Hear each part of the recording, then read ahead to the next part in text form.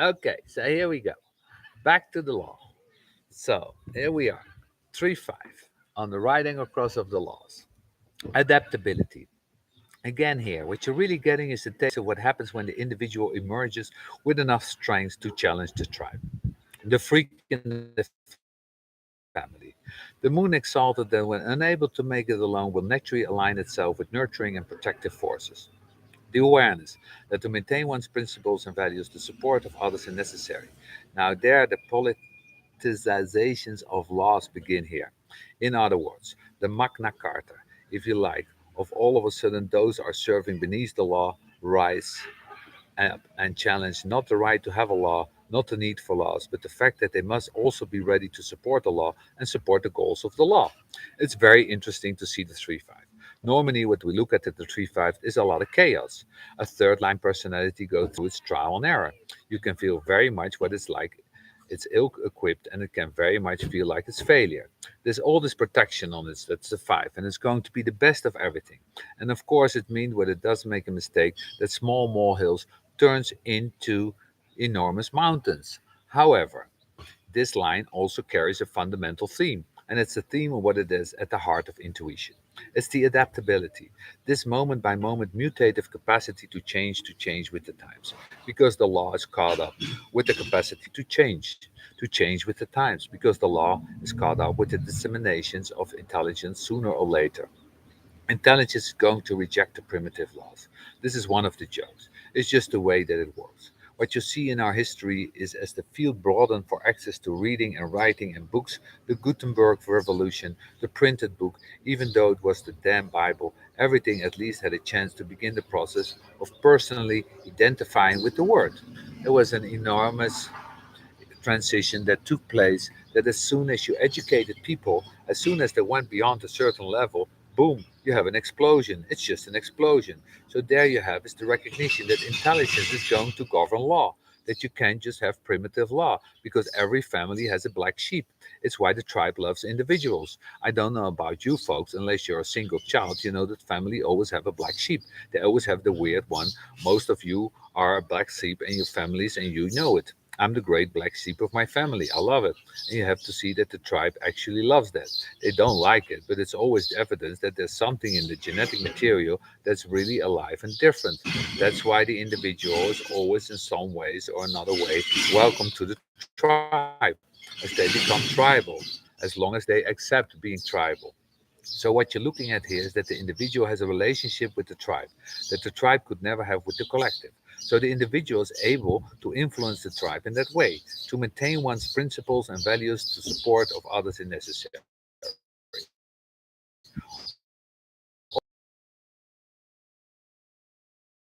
going to be democracy for the preferences of majorities. That's what democracy is.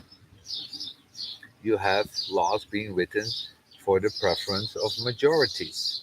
And what's really bizarre in that, in most democracies where only half of the population votes, the laws that are being established are not by majorities at all, but they're actually being established by about 30% of the potential voting population.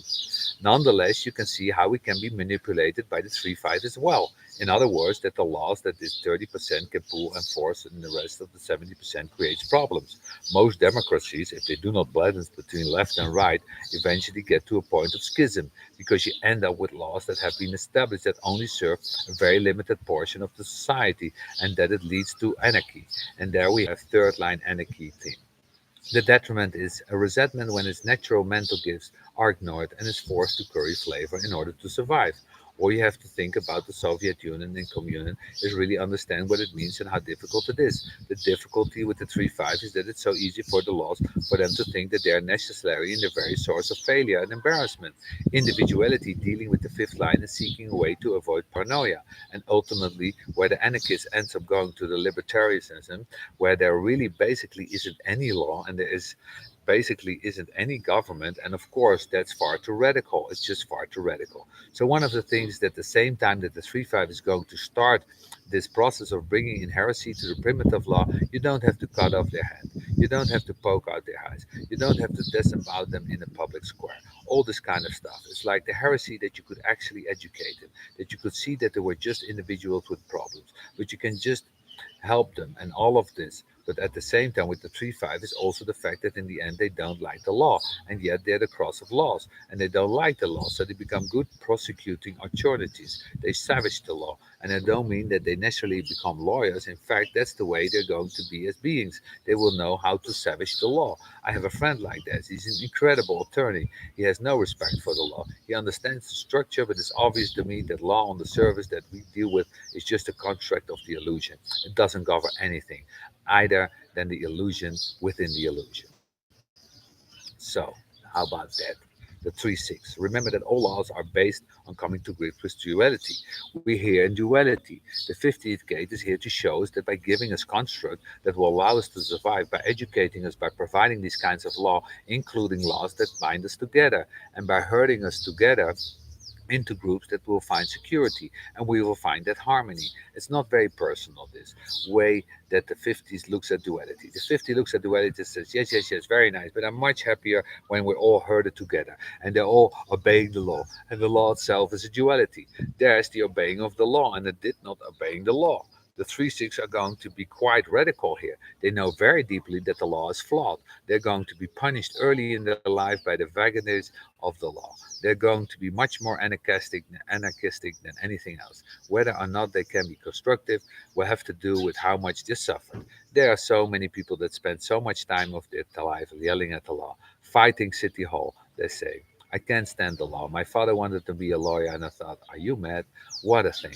With the knowledge that I have, with the awareness that I have now, it's so funny. It really is because you see how little respect the program has for killer monkeys. The law is the ring in the nose. You can take the whole herd. They all have ring in their nose. They all have strings. You just pull them along. I've broken the law all my life. I've broken the laws of nature by coming early and surviving, and ever since I've been breaking the law. One of the things that I enjoy most about my lifelong joy is smoking hashish. Is that the most places in the world it's against the law. I got a T-shirt yesterday from a friend of mine in America. What it says in the front is "Bad Boy." And I thought, yes, how sweet. That's the anarchist in me. The anarchist in me says, what a ridiculous thing to do. Look at all these drunk people killing people. I don't see anybody there smashing bottles. The world is plagued by this drug of alcohol. It's absolutely disgusting.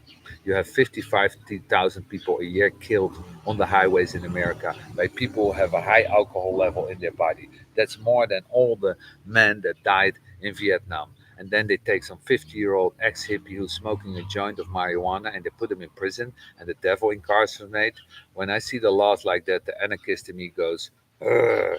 I sound, I couldn't stand living in America for that reason. People are so paranoid. Here, when somebody is funny to me on this film, it's cute, frequencies. I have three open motors, and I can only really feel frequencies. Here, if I get a piece of hashish from somebody, it's like going into the tienda and buying a bottle of milk.